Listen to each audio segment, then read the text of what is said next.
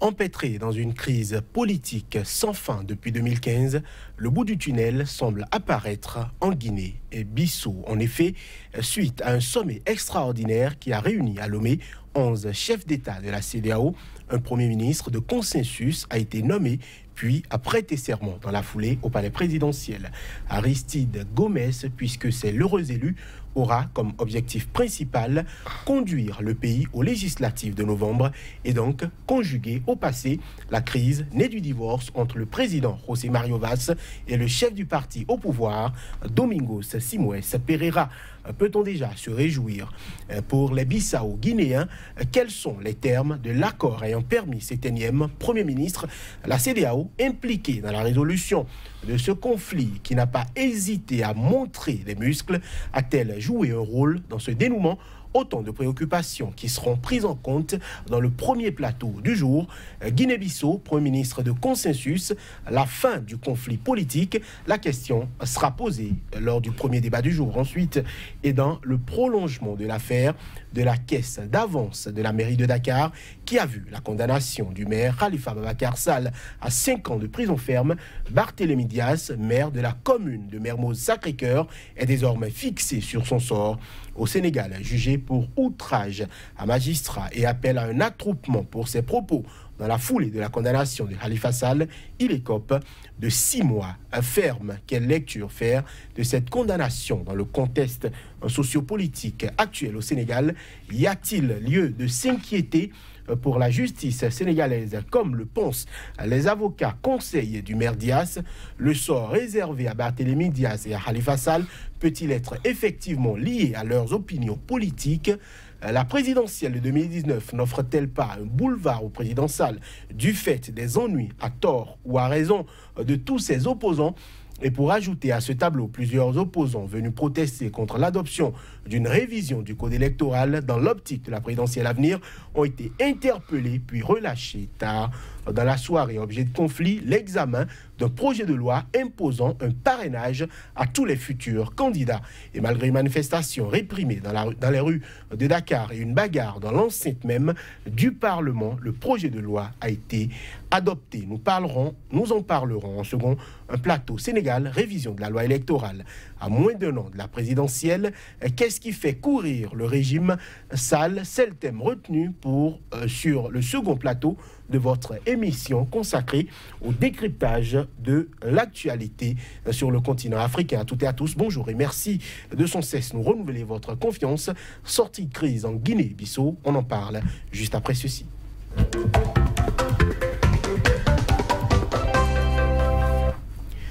Guinée-Bissau, Premier ministre de consensus, la fin du conflit politique. La question sera posée à vous, messieurs. Hilaire Kofidia, bonjour. Bonjour.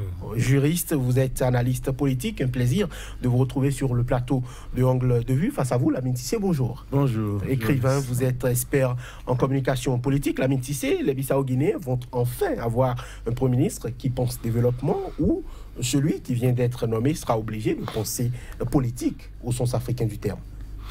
Oui, je crois que c'est dans un processus normal que celui qui connaît la situation de la Guinée-Bissau, on en reviendra tout à l'heure. Moi, je crois que c'est conforme aussi à la constitution de la Guinée-Bissau qui demande à ce que le Premier ministre soit consensuel. Oui, mais Lamine Tissé, il y a eu des Premiers ministres qui ont été nommés récemment, mais qui ont été incapables soit de former un gouvernement, soit de poser ne serait-ce qu'un pas. Il y a des causes profondes, des crises profondes qui causent tout cela. Parce que c'est pourquoi je vous dis, quand on regarde le cas de la Guinée-Bissau, le processus est en marche, mais quand on va dans le contexte historique de la Guinée-Bissau, c'est un pays guerrier. Vous savez, la Guinée-Bissau, c'est le royaume de Gabou, le roi mythique Mama Dianké Wali. Gansoumana Mané, qui fut le chef d'état-major, il fut un descendant de ce roi. Ils ne savent que la guerre. Et la Guinée-Bissau est allée à la guerre de libération, vous le savez. Tout à fait. Contre le Portugal. Et cela a une implication dans la sous-région. Les Casamancés, les Guinée-Conakry, les pays limitrophes sont allés prêter main forte à la Guinée-Bissau pour la libération. Donc après cette libération, ceux qui étaient à la gouvernance étaient des généraux, des gens qui ont fait la guerre, qui pensent que la Guinée-Bissau leur appartient. vous savez. Ensuite, vous avez les implications jusqu'en Casamance, jusqu'en Gambie. Donc, il y a tout un tas d'implications, n'est-ce pas, qui ont touché tous ces pays-là pour le problème de la Guinée-Bissau. Donc, quand je dis le processus est enclenché, parce que la Guinée-Bissau est une zone, c'était devenu une zone de trafic d'armes, de trafic de drogue, et dans les forêts entre la Casamance et la Guinée-Bissau, on cultivait des cannabis, etc. Donc, il y avait des intérêts qui étaient en jeu. Donc, il fallait éliminer tout cela. Et ceux qui viennent, quand on est dans le processus de démocratie, dans la transparence de la gouvernance, ceux qui sont là et qui s'enrichissaient de cela, quand ils voient leur intérêt menacé, ça pose un problème. C'est pourquoi, vous avez vu comment Nino Vieira a été assassiné, etc., etc. Donc, ce sont les intérêts qui, forcément, ont des implications sur le processus. C'est là où il fallait des arbitrages neutres. C'est pourquoi l'implication de la CEDEAO est un salut. Sinon, la Guinée-Bissau seule, les acteurs seuls ne pourraient pas aller vers ce... Voilà, il est Kofidia, l'essentiel, c'est le Premier ministre fraîchement désigné qui parle. L'essentiel, ce n'est malheureusement pas le développement. L'essentiel, ce sont les élections. On peut retenir cela de ces premiers mots. Est-ce qu'on n'est pas toujours en train de parler politique plutôt que de penser développement? Non, on ne saurait séparer la politique du développement. Lorsque la politique elle est bien faite, on peut par la suite l'accompagner par un développement durable. Parce que sans la paix et sans l'expression absolue du droit, on ne saurait vivre dans une société où il ferait bon vivre pour les citoyens. Moi, je suis un peu gêné par le vocable de Premier ministre de consensus. Et ce consensus n'a été obtenu que par l'aide de la CEDEAO. Et notamment des chefs d'État qui ont carrément imposé un agenda. Voilà, et notamment des chefs d'État qui ont simplement imposé un agenda. Est-ce que cet agenda-là répond aux aspirations du peuple bissau-guinéen? Est-ce que la personnalité choisie reçoit vraiment l'approbation des acteurs politiques de la Guinée-Bissau? Donc, c'est difficile d'affirmer sans coup férir que c'est un Premier ministre de consensus. Parce que qui dit consensus dit approbation. Qui dit consensus dit accord de tous les acteurs. Mais que l'on laisse de côté les acteurs politiques de la Guinée-Bissau et que ce soit les chefs d'État composant la CEDEAO qui l'ont quasiment imposé à la Guinée pour taire un peu les tensions et évoluer dans un sens politiquement correct, je trouve que même si a priori c'est saluable, c'est louable, a posteriori ça pose un problème. Et ça dit que les acteurs politiques de la Guinée-Bissau sont incapables de s'entendre. Ce qui les unit, pour moi, dépasse ce qui les divise. Voilà. Lamine Cissé, c'est évident que certains cadres, notamment le groupe qui s'est désolidarisé d'avec Domingo Simões Pereira et qui a soutenu le président José Mario Vaz lors de cette crise qui est en train de durer ou de perdurer depuis 2-3 ans déjà, ce groupe-là n'a pas été pris en compte. On sait que Aristide Gomes n'est pas le choix d'un camp comme de l'autre. C'est un homme qui a été d'ailleurs Premier ministre, je crois, en 2005 et 2007, qui fait quand même, pourquoi pas, qui a, je dirais, qui a l'habit du job, qui pourrait faire le job, mais ce n'est pas un homme qui satisfait un camp comme l'autre. Qu'est-ce qui aujourd'hui empêcherait ces acteurs politiques-là, qui ont refusé de se parler et qui se sont regardés en chien de faïence depuis autant d'années, de se taire et d'accompagner cet homme-là, Lamine Cissé? Oui, c'est ça que je dis. C'est pourquoi je salue le rôle fondamental de la CEDEAO. Quand je parle de sa CEDEAO, c'est avec beaucoup de fierté que je le dis. Parce que ça, les solutions sont endogènes. Vous avez toujours milité pour le fait que des solutions africaines soient réglées aux problèmes africains par des Africains. Oui, nous n'avons pas les Nations Unies qui sont venues nous imposer quoi que ce soit. C'est la CEDEAO qui a la main, qui travaille avec les autres CEDEAO. La Guinée-Bissau est membre de la CEDEAO. Moi, je dis, je salue cela. Et quand 15 des personnalités ont été sanctionnées par la CEDEAO, j'ai dit c'est très bien. Il faut taper sur la table.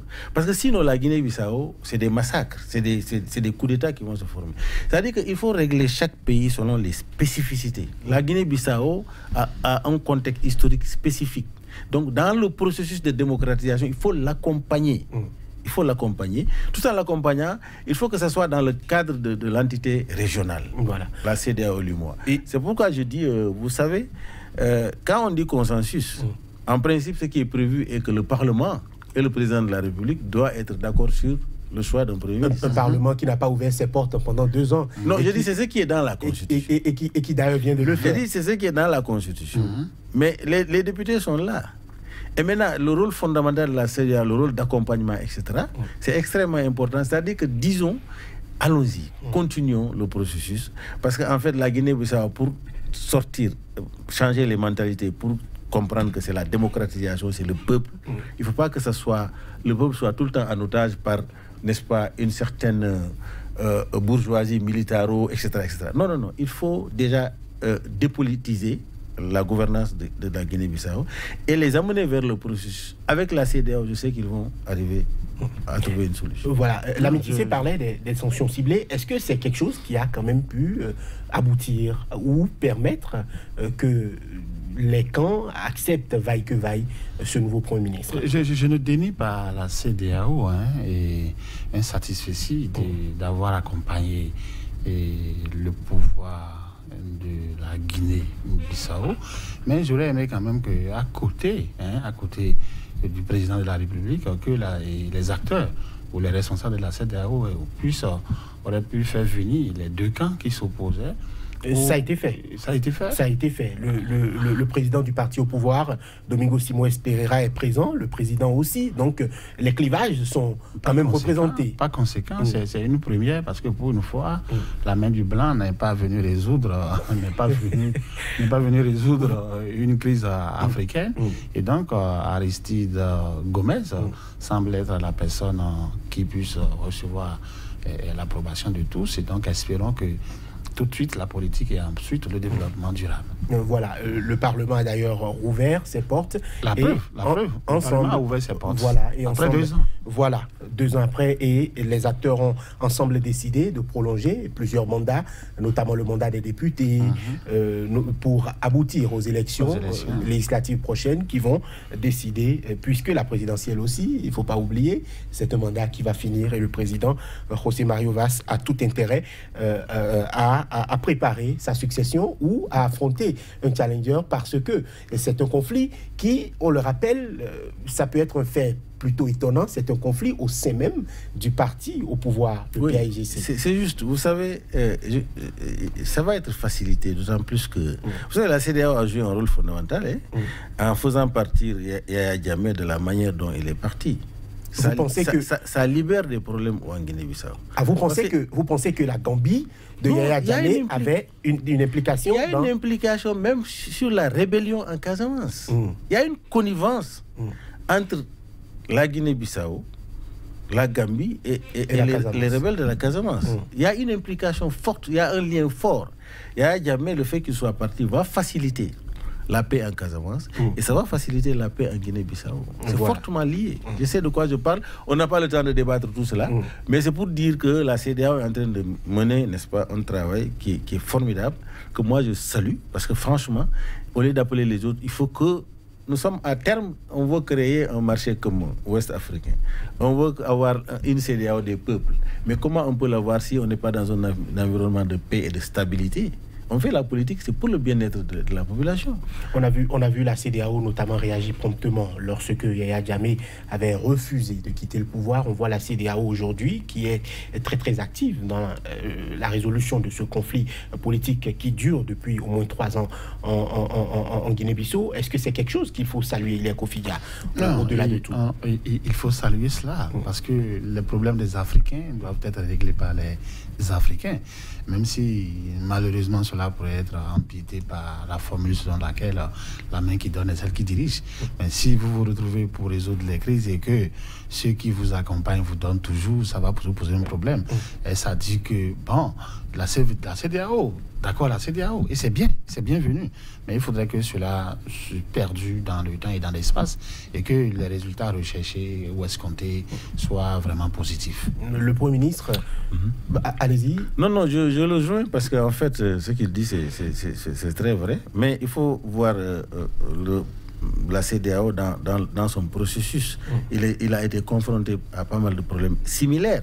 Libéria, Sierra Leone, Côte d'Ivoire, Togo, etc. La CEDEAO a toujours été confrontée à ces problèmes-là. Je crois que la CEDEAO monte en puissance pour le règlement des conflits. Parce que c'est ce qui a amené à la CEDEAO de créer d'ailleurs, de faire le protocole sur la bonne gouvernance, n'est-ce pas, la prévention, le règlement des conflits.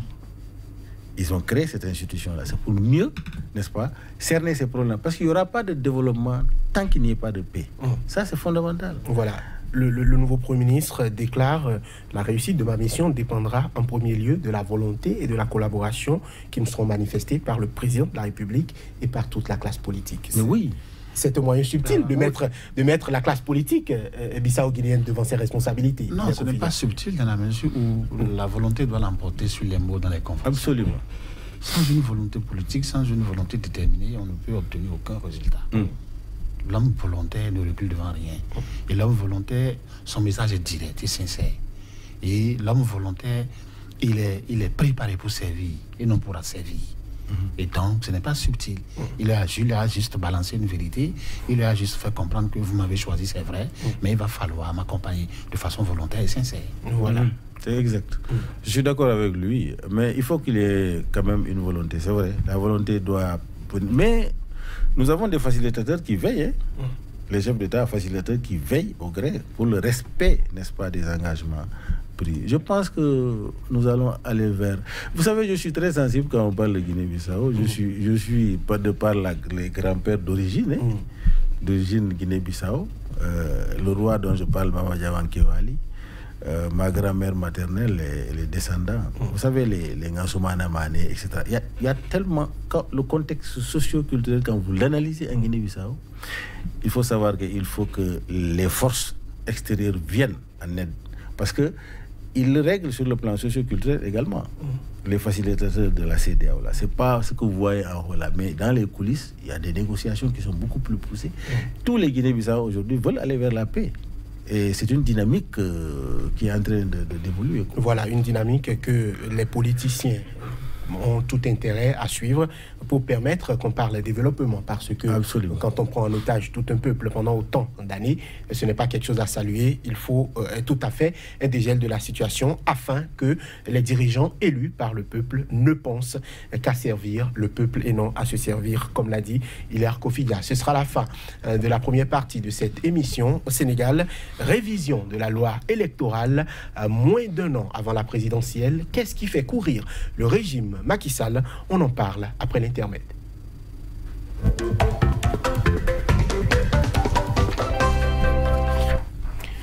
Le débat se poursuit avec vous, monsieur Hilaire Kofidia, juriste, vous êtes analyste politique. Face à vous, Lamine Cissé, écrivain, expert en communication politique. Et Hilaire Kofidia, au Sénégal, le sentiment qui prévaut aujourd'hui, c'est que les jours se suivent et se ressemblent pour les opposants politiques. Est-ce que vous avez aussi ce sentiment-là? Non, c'est plutôt la mouvance qui fait une mauvaise lecture de l'opposition. Et la mouvance ne sait pas tendre la main à l'opposition. Il n'y a pas de démocratie sans opposition.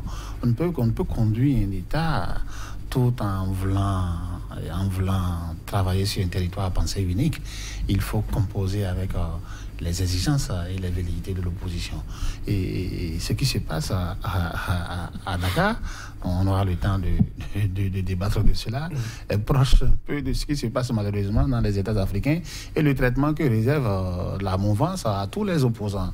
Et c'est dommage et il faudrait qu'on mette un terme à cela, sinon ce serait le recul de la démocratie. Puisqu'il n'est un secret pour personne que le démos et le Kratos doivent dormir dans le même lieu et la jalousie.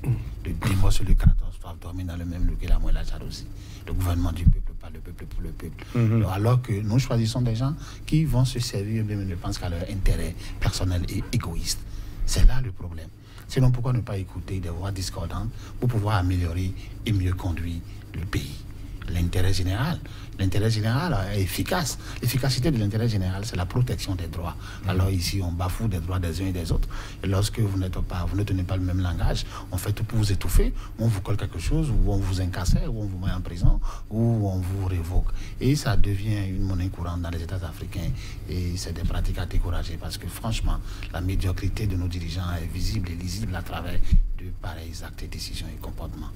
Vos mots sont extrêmement durs. Lamine Cissé, est-ce que la condamnation de Barthélémy Diaz n'est pas en réponse aux propos qu'il a l'habitude de tenir? L'homme est extrêmement incendiaire. Souvent, quand il est va-t-en-guerre, il appelle souvent à la mobilisation, parfois à l'insurrection. Est-ce que ce n'est pas une condamnation logique? Non, vous savez, quand vous parlez des mots, si les actions sont plus fortes que les mots, il faut voir quelles sont les causes de ces mots-là. Vous savez, il y a ce qu'on appelle la violence verbale. Je préfère faire la violence verbale que de prendre les armes. Vous savez ce qui se passe au Sénégal? Ça peut inciter les gens à prendre les armes. Parce que quand vous poussez la personne il ne se sent plus être humain. Il est prêt à se sacrifier. Lamine Cissé, vous n'appelez pas l'insurrection? Non, je n'ose pas. Je suis un homme de paix. Tout à fait. Je suis en train de qualifier les actions des gouvernants. C'est eux qui poussent à la rébellion dans les pays. Parce que les actions sont beaucoup plus fortes que les mots. Celui qui se libère par les mots, il faut le laisser au moins cette possibilité de se dégager. Barthélémy n'a fait que se dégager parce que trop de compression, il s'est dégagé. Je vous donne un exemple beaucoup plus précis. Le président Wade, pendant 3 ans, il a été traqué avec sa famille, avec ses enfants, sur un faux dossier. Bien mal acquis, etc. Pendant 3 ans, ils l'ont publié partout dans le monde qu'il est voleur, avec son gouvernement, avec sa famille. Ils ont voulu même l'anéantir. Un jour, il est assis à la télévision, après 3 ans, il dit vraiment, Macky Sall, c'est un sorcier avec sa famille. Les gens ont pris ça pour dire, il ne doit pas dire ça. J'ai dit, mais s'il ne dit pas ça, il va prendre les armes. On veut t'anéantir en te montrant sur le plan international que toi et ta famille, et celui qui est en train de le faire, au moment où toi tu volais, il était le receleur alors. En ce moment, il était avec toi en train de manger et de chanter tes louanges. Il y a une contradiction dans la conception des choses, dans la manière de conduire. C'est-à-dire que l'injustice est tellement flagrante que il y a des gens qui... Barthélémy, je le comprends. Je le comprends. Il aurait dû le laisser tranquillement aller, que il y a des similaires de Barthélémy qui sont tranquillement chez eux. Ceux qui ont insulté le président de père et de mère, c'est dans les réseaux sociaux, personne n'a dit quelque chose. Mais Barthélémy n'a fait que dégager le trop-plein. Il fallait le laisser se dégager. Mais l'arrêter ensuite, c'est le rendre beaucoup plus victime et c'est le rendre beaucoup plus héroïque, n'est-ce pas? C'est d'enfoncer le gouvernement Macky Sall. Ils ne font que des choses qui les enfoncent. Ah bon. Hilaire Kofidia, le maire de la commune de Mermoz-Sacré-Cœur, était jugé pour outrage à magistrat et appel à un attroupement. C'est à la suite de la condamnation du maire de Dakar, Khalifa Sall, qu'il a eu à tenir des propos jugés incitatifs à la violence. Est-ce qu'on devrait, sous prétexte qu'il est un homme politique, empêcher qu'il puisse tomber sous le coup de la loi? Parce que nous sommes dans une république, nous sommes dans une démocratie. Est-ce qu'on devrait permettre à tout le monde de dire ce qu'il a envie de dire? Non, les mots et les paroles peuvent changer le monde, et pourquoi pas les États? Et nous sommes dans un régime démocratique et où la liberté d'expression elle est admise. Et dans la liberté d'expression, je ne vois pas une limitation, une restriction qui veuille qu'on dise ceci, qu'on ne dise pas ceci. On n'a pas catégorisé ce qu'on peut dire, et ce qu'on ne doit pas dire. Si c'est bon, on doit dire. Mais pourquoi quand on encense le chef de l'État ou nos dirigeants dans le sens du poil, il ne se fâche pas ou il ne traque pas les gens? Et pourquoi c'est quand on dit ce qu'ils n'aiment pas entendre qu'ils traquent les gens? Mais il n'y a rien qui lie le chef de l'État du Sénégal à cette affaire-là, concrètement, puisque le maire incite à... Il y a forcément un winkolum, il y a forcément un lien. L'une est méchant volontairement. On ne vous colle rien à rien. Quand, lorsque vous êtes un politique et que vous commencez par gêner, on va forcément fouiller, vous trouvez quelque chose à vous coller. Ici, vous avez évoqué outrage à magistrat. Cela suppose qu'il a tenu des propos malencontreux à l'endroit du magistrat. Tout à fait. Et est-ce que c'était nécessaire? C'était nécessaire pour ça, de le garder ou de l'écarter pendant 6 mois? Il gêne, donc déposez-le. Cela voudra dire que l'indépendance de la justice pose un problème. Parce que si nous sommes dans un régime de séparation de pouvoir et que le ministère public, et par ricochet à travers son ministre de la Justice, peut alors donner des ordres aux magistrats et faire en sorte qu'on puisse étouffer les politiques, alors là, on fausse le jeu de la démocratie. Voilà. Malick Gakou, le président du grand parti, candidat déclaré à la prochaine présidentielle, a affiché son soutien à Barthélémy Diaz. Il dit qu'il est effaré par ce qui se passe aujourd'hui au Sénégal. Trop, c'est trop. Nous ne devons pas laisser un homme, fût-il président de la République, continuer à bâillonner les libertés et la démocratie. Non, non, il n'y a pas de liberté au Sénégal. Franchement, c'est la dictature. Moi, depuis 17 ans, mes 17 ans... Lamine Cissé, le mot n'est-il pas fort? On continue quand même de parler au Sénégal. Au Sénégal, c'est ça, la dictature qui permet aux gens de parler. Malick Gakou a parlé. Non, c'est ça que je suis en train de vous dire. La meilleure dictature, c'est de laisser les gens parler et d'agir et de faire le contraire de ce qui est... Parce que je préfère qu'un pays qui opte pour la dictature militaire, on sait qu'ils ont opté pour ça. Mais il ne faut pas vous couvrir, n'est-ce pas, du boubou de la démocratisation ou d'un démocrate. Et tout ce que vous posez comme acte est dictatorial. Pourquoi arrêter les opposants? Pourquoi celui qui dit je suis candidat, il est menacé au Sénégal? Pourquoi celui qui dit je suis candidat, c'est les mauvaises personnes? Ceux qui disent je suis avec vous, c'est les personnes-là qui sont bien. Mais nous sommes dans un pays qui appartient à tout le monde. Est-ce que ce n'est pas le modèle de démocratie en Afrique, Hilaire Kofi-Dia, qui veut ça? Est-ce que ce n'a pas été toujours le cas un peu partout sur le continent? Non, ce n'est pas un modèle. C'est la preuve que les gens n'ont pas une culture de l'État. Les gens n'ont pas une culture de la res publica. Les gens n'ont pas un bagage et ils n'ont pas... Ils n'ont pas une posture qui puisse leur permettre d'accepter des contradictions. Et malheureusement, c'est copier-coller. C'est-à-dire, on commence à pas copier. Puisque ce qu'on dénonce à Dakar, certains l'ont dénoncé à Cotonou, certains l'ont dénoncé à Lomé, certains l'ont dénoncé à Niamey, au Niger. Donc aujourd'hui, c'est la formule. Et on veut copier. Mais ça nous recule. Et les Blancs vont se moquer de nous. Parce que si nous avons pu franchir le Rubicon... Est-ce que ce n'est pas déjà le modèle de démocratie copié à l'occidental qui doit être revu pour être contextualisé? C'est le modèle copié qui devrait être acclimaté, adapté à nos réalités. Pour qu'on puisse mieux évoluer. Voilà. Mais cela passe forcément par la désignation ou la présentation des hommes de qualité. Et non pas des hommes d'intérêt. Parce que l'intérêt est la mesure de l'action. Et qui est rempli d'intérêt? Encore intérêt négatif. Il est Kofi-Dia, comment faire cette distinction-là? Parce que le politique... Il faut commencer par regarder le profil de l'homme. Ou l'étoffe d'un homme rassembleur, un homme qui n'a qu'une seule ambition, servir. C'est-à-dire, la politique est devenue un marché dans lequel on vient pour s'enrichir. C'est mauvais.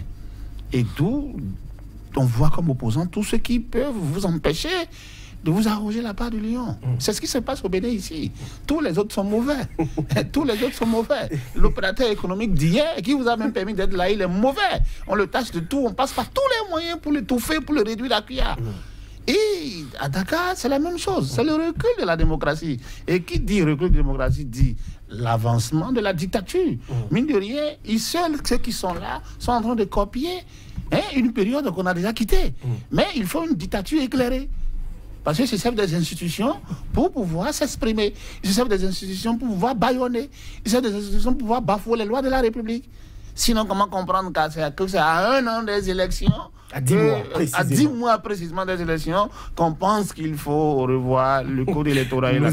Nous allons en parler. Il est Kofi-Dia, l'Assemblée nationale du Sénégal a adopté ce jeudi à la majorité le projet de loi sur le parrainage électoral à la présidentielle sans les voix de l'opposition qui a décidé de boycotter la suite des débats. Nous allons suivre un extrait de propos juste au sortir de l'hémicycle. Cette séance plénière, elle est publique. Vous avez vu, nos tribunes ne sont même pas remplies parce qu'on a empêché les Sénégalais d'être là. On empêche les Sénégalais d'être là, mais nous aussi, on nous empêche de débattre. C'est quelque chose d'inacceptable. Nous ne pouvons pas être complices d'une telle forfaiture, c'est pourquoi nous avons quitté la salle. Le fait d'avoir introduit le projet de loi constitutionnelle était déjà une situation inacceptable parce qu'on ne peut pas, à 10 mois des élections, changer les règles du jeu. Au lieu de s'arrêter là et de laisser les choses se passer normalement au niveau de l'Assemblée, on nous impose un vote sans débat. C'est inacceptable. C'est un recul démocratique. Nous avions jugé nécessaire de quitter la salle et depuis ce matin, le président de l'Assemblée nationale était en train de violer délibérément le règlement intérieur de l'Assemblée nationale. Aujourd'hui, nous avions assisté vraiment à tout sauf une plénière. Un président qui fait fi du règlement intérieur et qui veut imposer à l'opposition vraiment des débats, des votes sans débat. Nous ne pouvons pas accepter et c'est triste pour notre démocratie. C'est une victoire pour la démocratie parce que depuis l'indépendance jusqu'à nos jours, chaque élection, chaque lendemain d'élection a toujours été pour nous une occasion, un prétexte de voir ce qui n'a pas bien marché et ce qui a marché moins bien. Ensuite, de prendre sur la base d'initiatives responsables des mesures pour améliorer notre système électoral et notre système politique. Cette loi sur la parité est une loi qui va assainir les mœurs politiques et nous avons légiféré pour l'avenir dans le cadre des intérêts supérieurs du Sénégal et de la démocratie. Le député de la majorité estime qu'ils ont légiféré pour l'avenir. Oui, moi, ce qui m'inquiète est que la plupart de nos dirigeants n'ont pas la crainte de Dieu. Parce que gouverner, c'est être au-dessus de la mêlée, c'est voir l'intérêt supérieur de la nation. Gouverner, c'est gouverner avec tout le monde. Gouverner, c'est que vous gouvernez quelque chose qui ne vous appartient pas, qui appartient au peuple. Mais malheureusement, quand ils s'assoient, ils pensent que c'est pour eux la police, c'est pour eux l'armée, c'est pour eux l'argent. C'est eux qui ont même le droit de vie sur les personnes. Ce qui s'est passé à l'Assemblée nationale, c'est ce que je vous dis, la démocratie déguisée, c'est la dictature. Il y a notamment eu des échanges de coups. Dans l'enceinte même de l'hémicycle, il y a eu des échanges de coups. Il n'y a pas... On a la tendance à dire qu'il y a la majorité mécanique.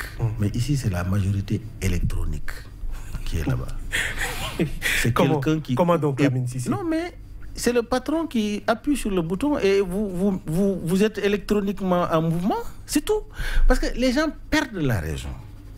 Vous prenez notre ministre de la Justice. C'est un grand, éminent professeur de droit constitutionnel. Mais aujourd'hui, il ne voit pas ce qu'il voyait hier. Quand vous allez dans les ouvrages qu'il a écrits et ce qu'il pratique sur le terrain, c'est tout à fait différent.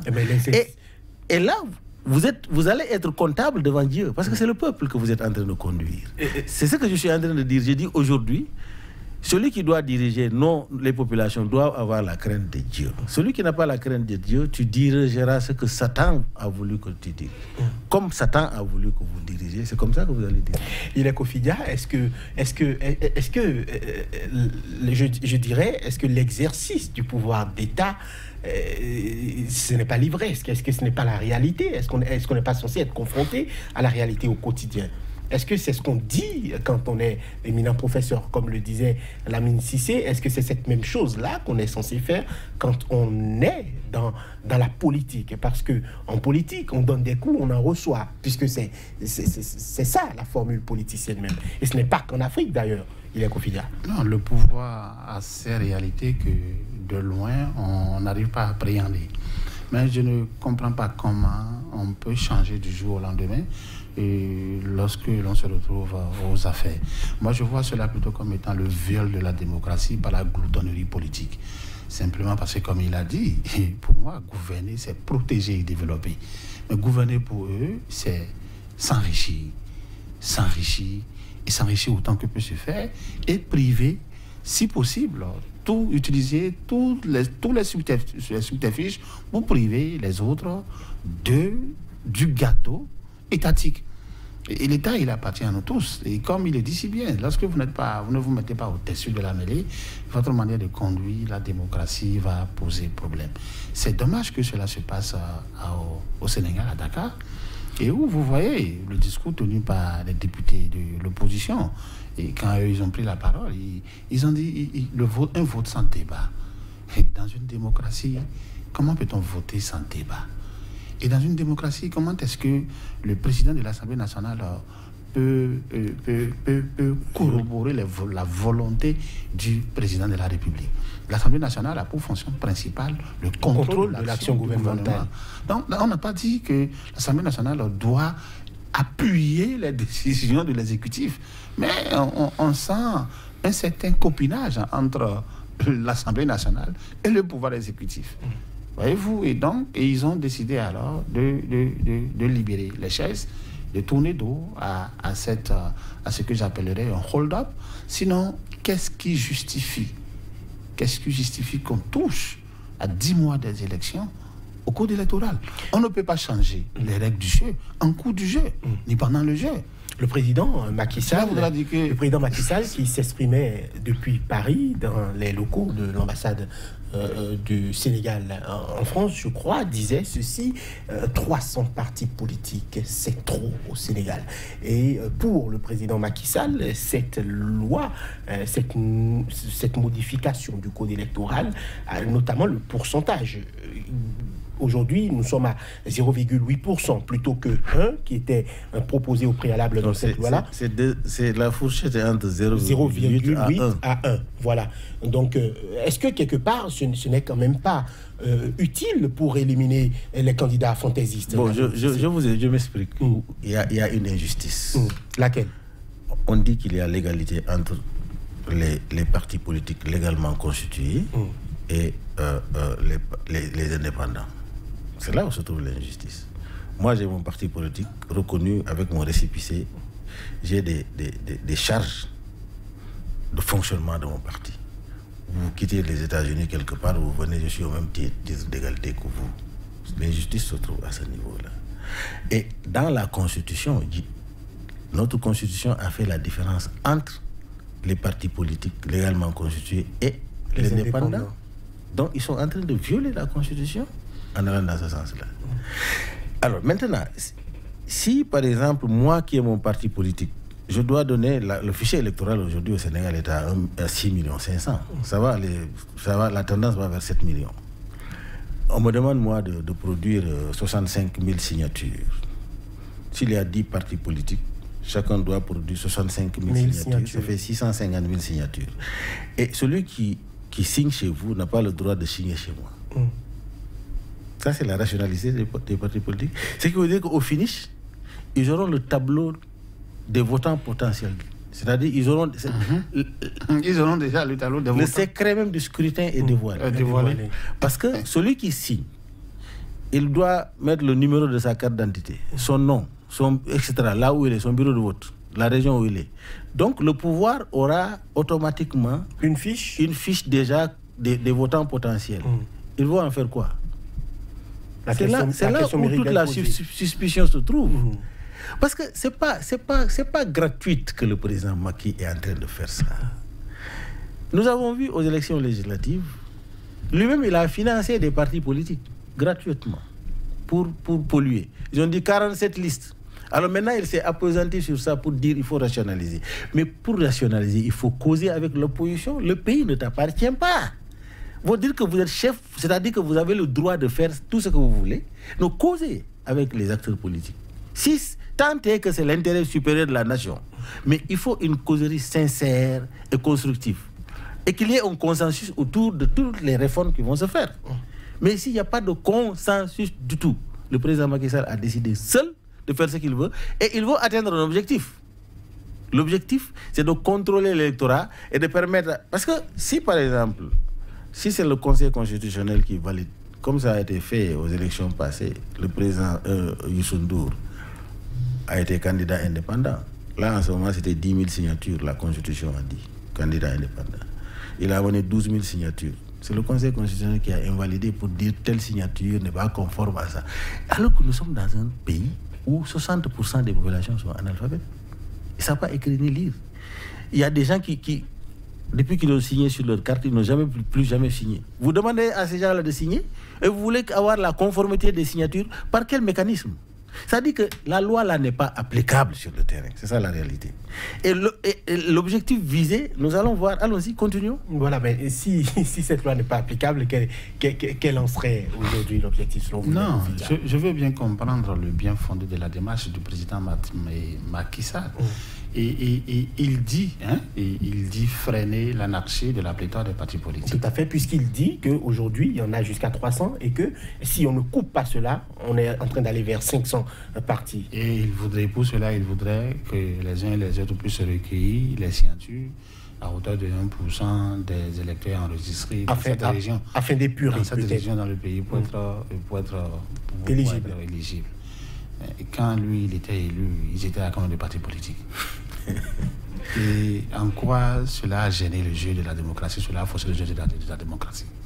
Et l'autre chose qui m'étonne, et pour juguler ce qu'il dénonce, l'anarchie de la pléthore, est-ce le moyen le plus adéquat pour y parvenir? Je dis non. Je dis non. Je dis non. Parce que c'est une façon délibérée de se moquer du peuple sénégalais. C'est une façon délibérée d'instaurer sa dictature. C'est une façon délibérée de faire passer une volonté unique. Et or, l'unicité n'appelle qu'une seule chose, la violence. Lorsque vous bafouez les règles du jeu, ou les règles démocratiques, ou les règles de droit, lorsque le droit s'estompe, c'est la violence qui s'installe. La preuve, vous voyez déjà les gens manifester. Et les gens ont le droit de manifester. Même à Paris, le cortège présidentiel a été pris et mis à rude épreuve. Est-ce que c'est quand même la traduction d'un certain ras-le-bol? Est-ce que c'est ce que on ressent quand on est aujourd'hui un Sénégalais lambda? Puisque, quoi qu'on dise, le président Macky Sall continue d'avoir des soutiens. Il continue d'avoir une base et on est probablement en train de s'acheminer vers une réélection brillante. Lamine Cissé. Oui, mais il est en train de fabriquer ça. C'est-à-dire qu'il n'a pas laissé... C'est-à-dire que quand on est impopulaire dans un pays, on cherche des subterfuges pour pouvoir s'imposer. Sinon, à quoi ça sert toutes ces gymnastiques de révision de la Constitution, etc. Ça n'a pas de sens. Vous voyez, au Sénégal, hier, dans presque toutes les régions, les manifestations se sont faites. Et c'est ce qui... Alors, les gens sont en train de comparer ça au 23 juin avec le président Wade. Mais le 23 juin du président Wade, le président Wade a autorisé la marche. C'est un grand démocrate, il faut le saluer. Il a autorisé, il dit laissez le peuple s'exprimer. Le président Macky Sall était à Paris. Il a interdit et il est allé en France. Il a interdit la marche. Ils ont barricadé, c'est-à-dire que Dakar était sous bunker. Alors, ce qui veut dire que pour mesurer la température, pour mesurer la sensibilité des populations, le président Macky aurait dû autoriser la marche pacifique et la manifestation pacifique. Les députés allaient retirer. Lui-même, il allait retirer. Quelle option reste-t-il? Quelle option la ministre Non, il n'a pas encore... Faudrait-il attaquer le texte? Mais le texte va être attaqué parce que le texte a violé la Constitution. Parce que c'est pas possible. Il est même... La Constitution, cette nouvelle Constitution qui est votée, il a été dit que les modalités liées à l'élection, les modalités d'élire un président, ne peuvent être touchées, c'est-à-dire le mandat et puis comment élire, ne peuvent être touchées que par une nouvelle constitution, par l'instauration d'une nouvelle constitution. Mais ils expliquent ça autrement. Hein. Quand ils le disent, c'est-à-dire aujourd'hui, les constitutionnalistes qui sont dans le gouvernement, ils sont aveugles, ils ne voient rien. Mais c'est lié à l'intérêt. C'est comme ces gens qui ne pensent pas ils ne sont que poussière.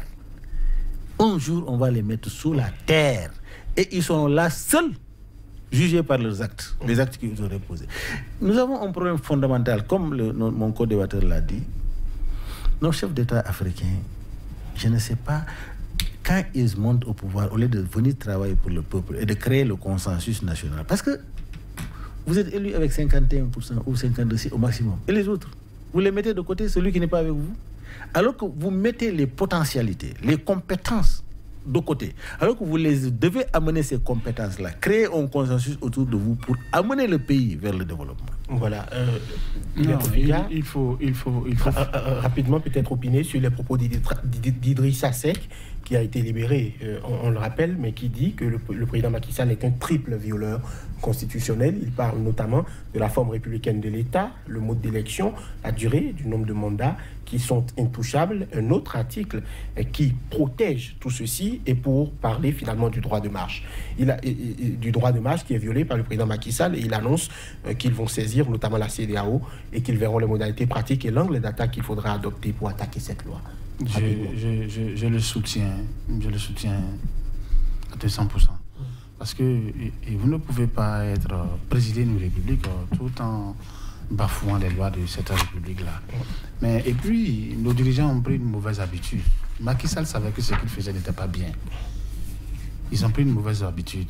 quand ils savent que ce qu'ils veulent faire ne va pas recevoir l'accord du peuple, ils voyagent, ils sortent du pays. Donc, pour regarder le spectacle de loin, et de loin, c'est plus facile pour eux de télécommander et de dire comment on va pouvoir passer à tabac ses propres compatriotes. C'est ce qui se fait. On a vu les gens ici le faire. Toujours, ils vont à l'extérieur. Alors, ils vont à l'extérieur avec quoi? Avec nos deniers publics. C'est nous qui cotisons. Voilà. C'est nos sous. Oui. C'est nos sous qui redescendent sur terre. Voilà. Qui redescendent sur terre. Ce n'est pas bien. Merci beaucoup. Ça n'honore pas l'Afrique. Merci d'aujourd'hui. Merci beaucoup, Hilaire Kofiga. Je rappelle que vous êtes juriste, analyste politique. Face à vous, Lamine Cissé, écrivain expert en communication politique. 2 thèmes étaient au menu de cette émission. Merci de nous avoir suivis. À très bientôt sur SICA.